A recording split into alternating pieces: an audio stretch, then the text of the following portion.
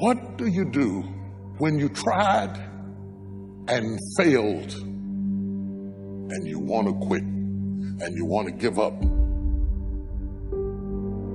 People that are hungry are willing to do the things today others won't do in order to have the things tomorrow others won't have.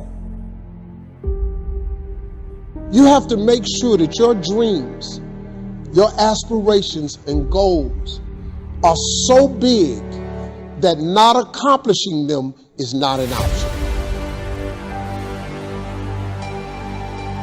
I don't know what that dream is that you have.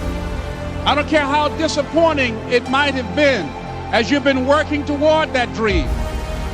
That dream that you're holding in your mind, that it's possible. To all of you fighting battles alone, to all of you going against the grain, battling the naysayers, stay strong. Keep going. Stay strong. Keep going.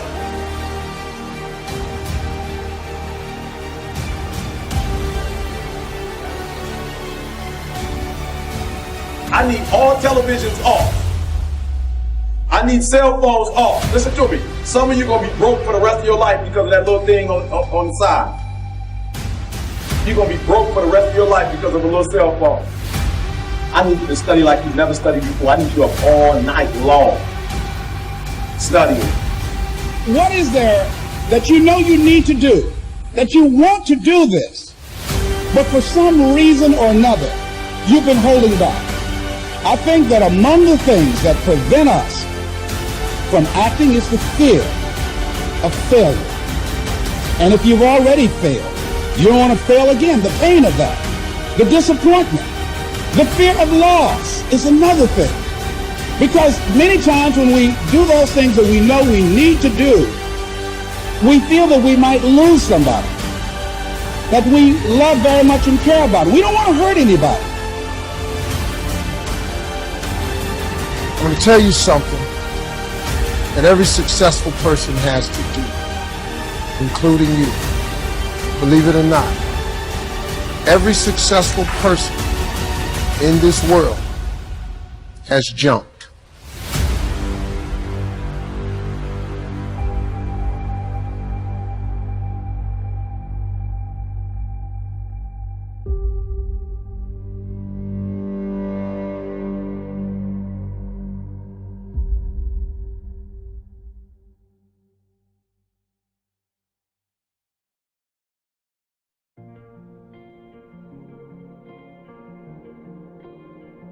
As Karl von Clausewitz said, pursue one great, decisive aim with force and determination. When people tell you can never get done, you stop dreaming and you go back to knowledge. Find that thing that makes you come alive. Focus on it. Everything around you, the opportunities, the fact that you're alive. And we've all had experiences where we were working on something and we knew it was possible. And we did those things that were necessary to bring it into reality. We took the responsibility to make it happen. Other people couldn't see it. A lot of people didn't believe it. You were attacked. You were criticized.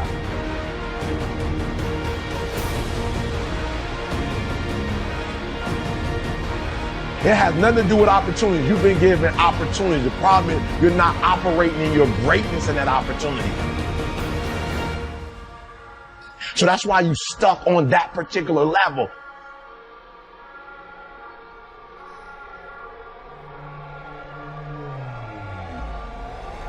People were opposing you, but you kept on doing it. It was hard, it was rough, it was difficult, but to you it was worth it. And eventually you got to a level you know, can nothing stop me now.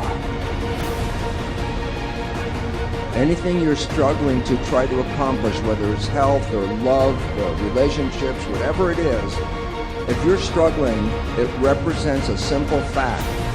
Your subconscious programming doesn't support that conclusion.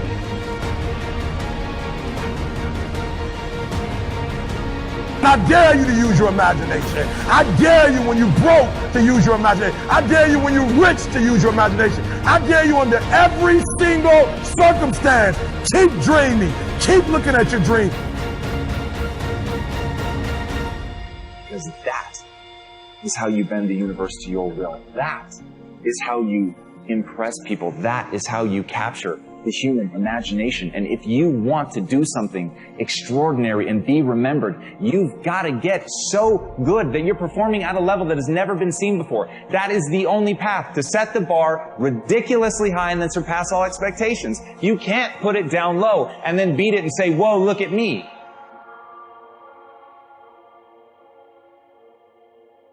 We say that in zero-based thinking, you ask this question: is there anything that I am doing today that, knowing what I now know, I wouldn't get into again today if I had to do it over? We call this a QUINK analysis.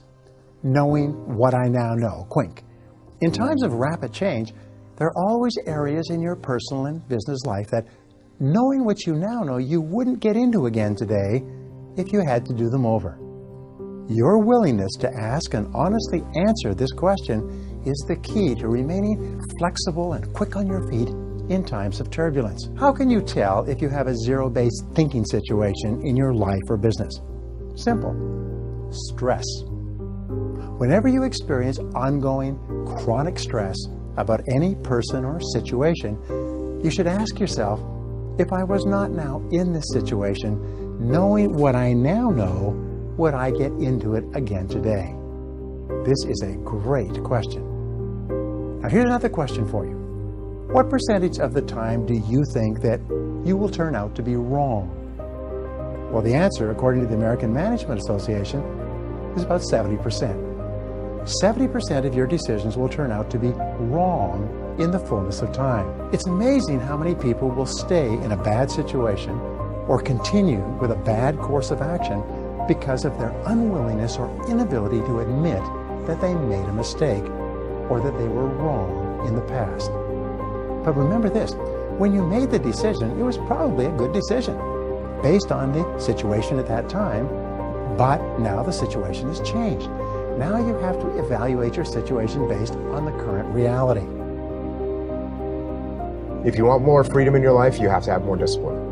If you don't have any discipline, you'll end up with absolutely no freedom. You'll end up being a slave to other people that boss you around. There's all kinds of problems that can occur if you don't have discipline in your life. And the more discipline you have, the more freedom you're going to have.